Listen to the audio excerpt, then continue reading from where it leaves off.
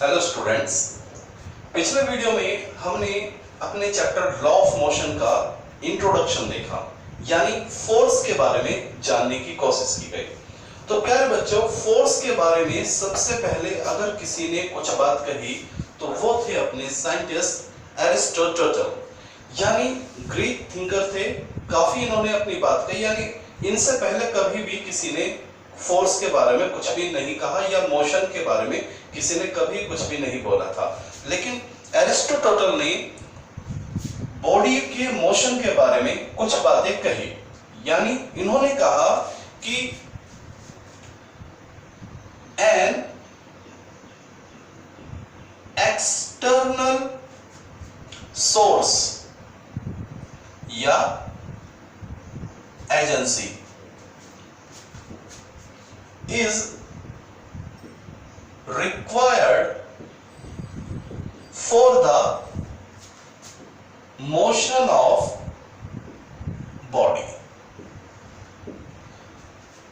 Aristotle ने बोला कि अगर हमारे नेचर में कोई चीज मोशन करेगी, ठीक है, तो उसके लिए उसको क्या चाहिए? उसको एक एक्सटर्नल सोर्स या एक्सटर्नल एजेंसी चाहिए। ये बात एरिस्टोटल ने बोला। उन्होंने जैसे फॉर एग्जांपल ये कहा कि जब कोई एरो यानी तीर चलता है तो लोगों ने पूछा कि भाई हमने एक तीर को ऐसे कमान पे लगाया और उसको ऐसे छोड़ दिया, तो वो जो एरो है वो हवा में ऐसे चलता है, क्यों चला? तो इस बात को उन्होंने कहा कि भाई एरो के पीछे की जो एयर है, ठीक है, उन्होंने मोशन ऑफ एरो को कैसे एक्सप्लेन किया? उन्होंने मोशन ऑफ एरो, उन्होंने कहा कि भाई मान लीजिए हमारे पास अगर कोई एरो है, ठीक है, समथिंग लाइक दिस, ओके, ये ठीक, तो उन्होंने कहा कि इसके एरो के पीछे की जो एयर है, ये एयर, उन्होंने कहा कि ये जो एयर है ये क्या करती है? पुश करती है एरो को, यानी जब तक ये एयर पुश करती रहेगी एरो को, एरो क्या करता रहेगा? चलता रहेगा। तो ये बात उन्होंने बोली कि ये जो एयर है वो इस एरो के लिए क्या बन जाएगी? एक्सटर्नल सोर्स बन जाएगी। तो इस तरह से एरिस्टोटल ने मोशन के बारे में बातें कही कि भाई जब तक एक्सटर्नल फोर्स लगेगा बॉडी क्या रहेगी? मोशन में रहेगी, और जैसी एक्सटर्नल सोर्स क्या हो जाएगा? खत्म हो जाएगा, बॉडी क्या करेगी? मोशन बंद कर देगी, ठीक है। यानी the body remain in motion till the external force act. उन्होंने कहा कि बॉडी तब तक मोशन में रहेगी जब तक एक्सटर्नल फोर्स क्या करेगा? वर्क करेगा। As the external force vanish, जैसे ही एक्सटर्नल फोर्स क्या हो जाएगा? खत्म हो जाएगा, the body stop to move. उन्होंने कहा जैसी एक्सटर्नल फोर्स लगेगा बॉडी चलना शुरू होगा, और जैसी एक्सटर्नल फोर्स हटेगा, खत्म हो जाएगा, बॉडी रुक जाएगा। उन्होंने अपनी इस बात को ऐसे भी समझाया कि मान लीजिए ये एक टॉय कार है,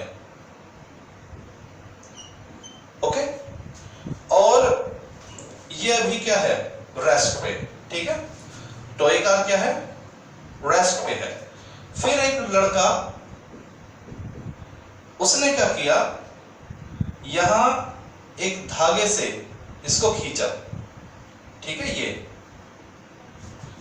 उस बच्चे ने क्या किया? टॉय कार को एक धागे से बांधा, और जैसे ही ये लड़का चलता है, मोशन करता है, तो ये कार भी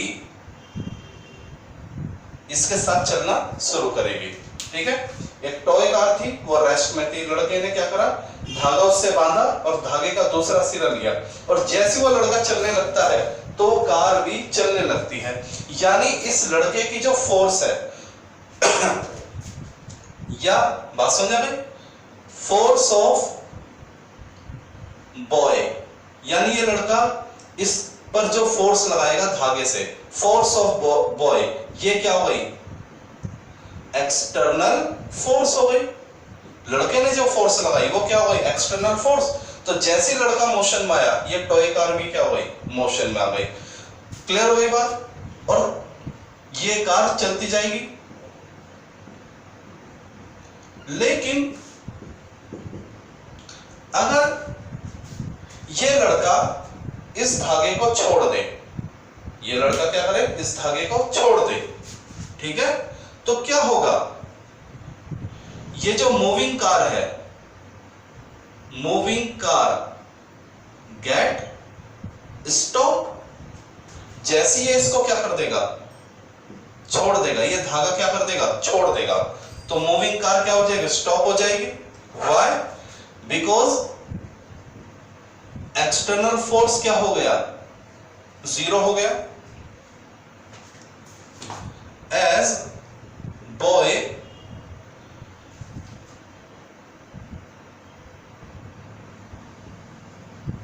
रिलीज द स्ट्रिंग, जैसे ही ये लड़का उस धागे को छोड़ देता है, as the boy release the string, तो चलती हुई कार क्या हो जाएगी, रुक जाएगी, क्योंकि लड़के ने स्ट्रिंग को छोड़ दिया, यानी एक्सटर्नल फोर्स क्या हो गया, जीरो, तो वो कार क्या हो जाएगी, रुक जाएगी। तो एरिस्टोटल ने अपनी बात को रखने के लिए कई सारे क्या बोले, बातें बोली। उनका मेन, एरिस्टोटल का मेन कंसेप्ट क्या था कि जब फोर्स लगेगा, एक्सटर्नल फोर्स लगेगा, बॉडी चलेगा, एक्सटर्नल फोर्स नहीं लगेगा, बॉडी रुक जाएगा। क्या बात, उन्होंने जो बात कही वो आपको समझ में आई। उन्होंने क्या बोला एरिस्टोटल ने, कि जब किसी बॉडी पर एक्सटर्नल फोर्स लगेगा, बॉडी चलेगा, और जब तक वो फोर्स लगता रहेगा, बॉडी मोशन में रहेगा, और जैसी एक्सटर्नल फोर्स क्या होगा, खत्म हो जाएगा, बॉडी चलना बंद कर देगी। ये बात एरिस्टोटल ने कही। लेकिन उनकी बातों को आगे चल के एक साइंटिस्ट थे गैलीलियो, उन्होंने कहा कि आपकी बातें जो हैं, मोशन को बताने के लिए आप जो कह रहे हो वो सही नहीं है, यानी आपका जो एक्सप्लेनेशन है, गैलीलियो ने कहा कि एरिस्टोटल का जो एक्सप्लेनेशन है मोशन के लिए वो सही नहीं है, ठीक है, और इसलिए उन्होंने कहा एरिस्टोटल फॉलोसी।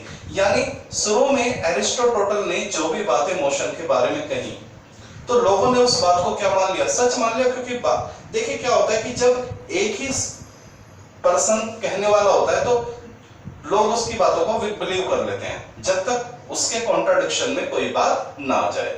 लेकिन आगे चल के गैलीलियो ने एरिस्टोटल के जो भी कंसेप्ट थे उनमें सुधार किया, और तब जाकर पता चला कि एरिस्टोटल की बातें क्या थी, कुछ कमियां थी, ठीक है। तो जो भी कमियां थी उसको क्या बोला गया, Aristotle फॉलोसी।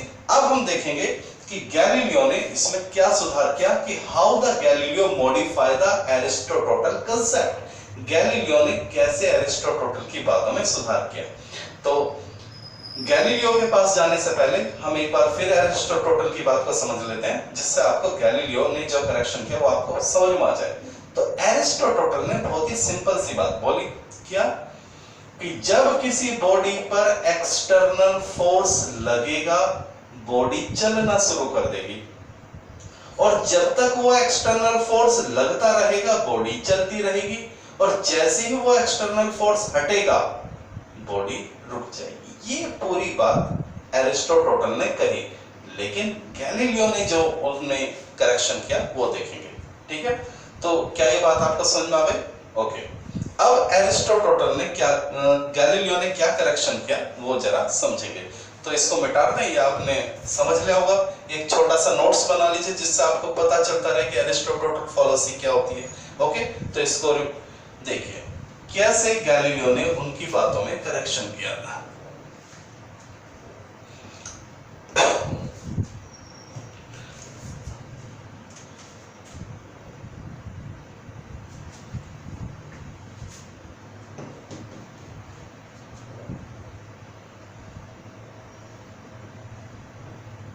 Galileo make certain correction in the fact given by Aristotle.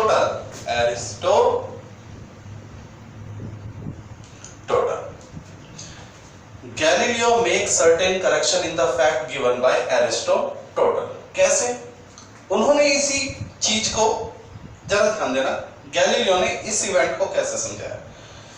Galileo ने कहा कि जब टॉय कार शुरू में, ठीक है, जब इस बच्चे ने इस टॉय कार को कांटेक्ट में नहीं लिया था, ठीक है, तो ये जो टॉय कार था ये क्या था, रेस्ट में था। शुरू में ये जो टॉय कार था ये क्या था, रेस्ट में था। जब इस बच्चे ने इस टॉय कार को पकड़ा नहीं था, तो ये टॉय कार क्या था, रेस्ट में था। क्यों था? उन्होंने कहा क्योंकि ये जो टॉय कार जिस सरफेस के कांटेक्ट में था वहां एक फ्रिक्शन फोर्स था, फ्रिक्शन फोर्स। ध्यान दीजिए, गैलीलियो ने कहा, क्या कहा कि ये जो टॉय कार था ये किसके कांटेक्ट में था, अर्थ के, और अर्थ ने इस पर क्या लगाया हुआ था, फ्रिक्शन फोर्स लगा के इसको ग्रिप किया हुआ था, पकड़े हुए था। ओके, अब जैसे ही इस लड़के ने इस कार को पकड़ा, टॉय कार को इस लड़के ने क्या करा, पकड़ा, और इसने अपने हाथों से क्या अप्लाई किया, एक एक्सटर्नल फोर्स। इस लड़के ने क्या अप्लाई किया, एक्सटर्नल फोर्स। तो ये जो एक्सटर्नल फोर्स है वो इस फ्रिक्शन फोर्स को क्या कर देता है, कैंसिल आउट कर देता है। ध्यान देना वर्डिंग पे, क्या कहा गैलीलियो ने, शुरू में जब ये कांटेक्ट नहीं था तो कार पर कौन सा फोर्स था, फ्रिक्शन फोर्स। किसने लगाया, अर्थ पे। और जैसे इस लड़के, और कार क्या थी, रेस्ट पे, तो जैसे इस लड़के ने इस कार को पकड़ा और लड़के ने क्या लगाया, एक्सटर्नल फोर्स लगाया, तो कार चलना शुरू कर देती है। क्यों शुरू कर देती है, क्योंकि ये एक्सटर्नल फोर्स क्या कर देता है, इस फ्रिक्शन फोर्स को कैंसिल आउट कर देता है। उन्होंने क्या बोला, गैलीलियो ने बोला initial toy car was in rest due to friction। उन्होंने कहा कि शुरू में जो कार क्या थी, वो रेस्ट में थी। किसकी वजह से, फ्रिक्शन की वजह से। किसके बीच फ्रिक्शन, अर्थ और टॉय कार के बीच में, ड्यू टू फ्रिक्शन। फिर उन्होंने कहा जैसे ही ये लड़का एक्सटर्नल फोर्स लगाता है, as the boy apply external force, ठीक है, लड़के ने फोर्स लगाया, कार के लिए लड़के का फोर्स क्या कहलाएगा, एक्सटर्नल फोर्स। लड़के के लिए वो फोर्स क्या है, अपना खुद का फोर्स है। लड़के ने फोर्स लगाया, उसके लिए तो फोर्स उसका अपना फोर्स हुआ ना, लेकिन लड़के का फोर्स कार के लिए क्या हुआ, external force. As the boy apply force on car, तो क्या होता है, कार स्टार्ट टू मूव। जैसे ही लड़के ने फोर्स लगाया, कार ने चलना शुरू किया। क्यों, because the force apply by boy. Force जो किसने लगाई थी, लड़के ने, और वो क्या है, वो एक्सटर्नल फोर्स है फॉर कार। क्या है बात समझ गए, लड़के का जो फोर्स है वो क्या है, कार के लिए एक्सटर्नल फोर्स है। Because the force apply by boy या external force on car cancel the friction.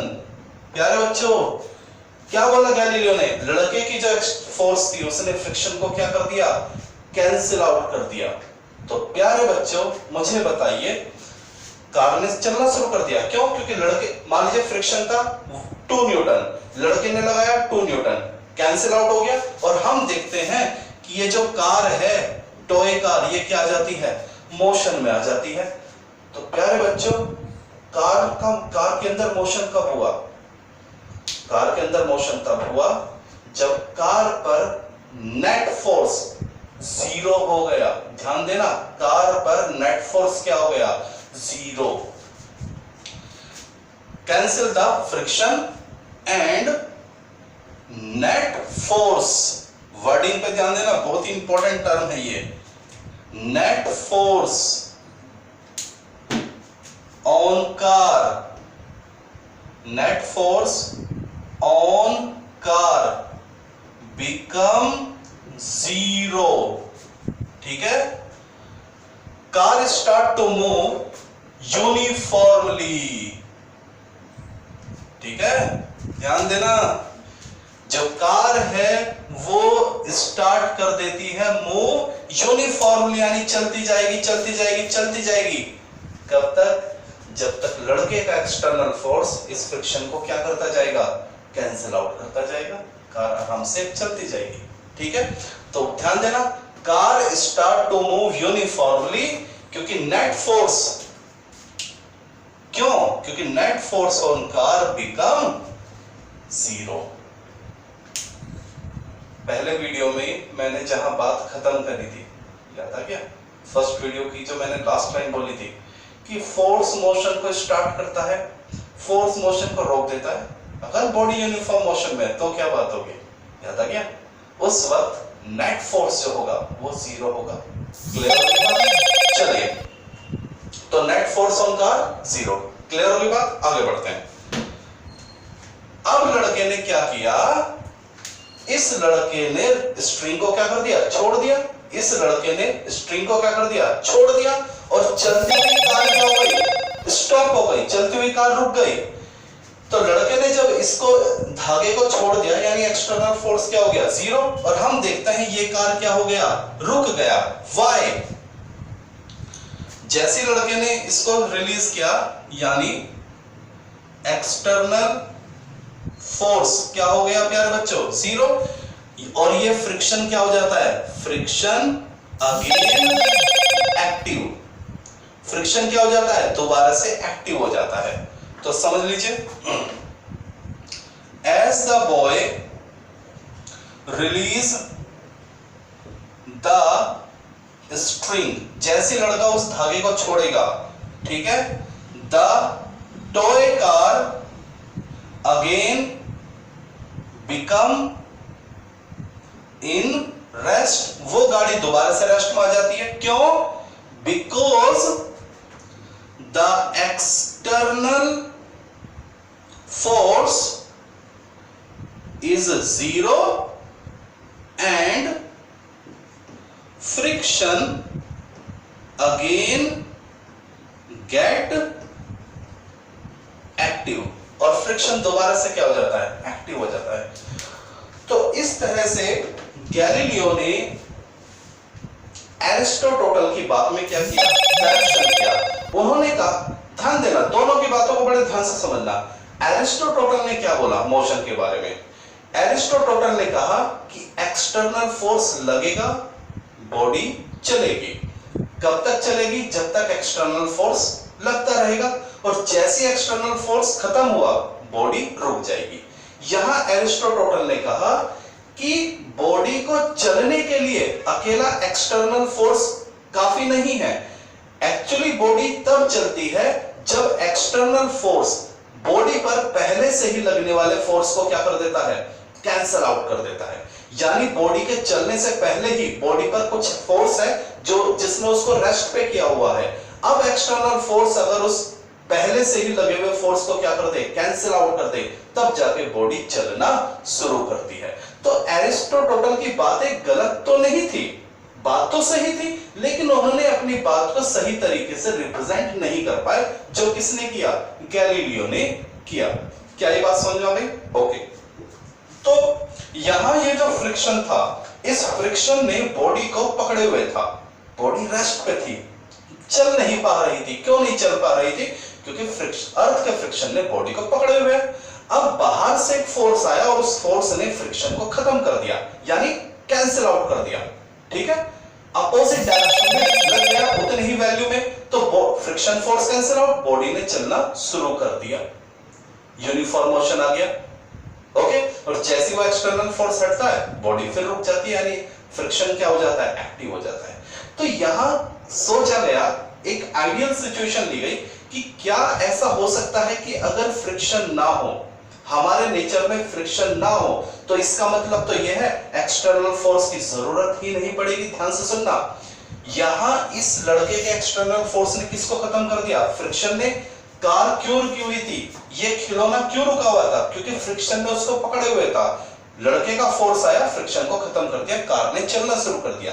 अब एक बात सोची गई कि क्या ये फ्रिक्शन अगर होता ही नहीं, अगर ये फ्रिक्शन होता ही नहीं तो कार क्या रेस्ट में रहती? नहीं, क्योंकि फ्रिक्शन तो कार को रोकता है। सोचा गया अगर ये फ्रिक्शन नहीं होता तो कार क्या होती? क्या कार रेस्ट में रहती? नहीं, कार तो मोशन में रहती।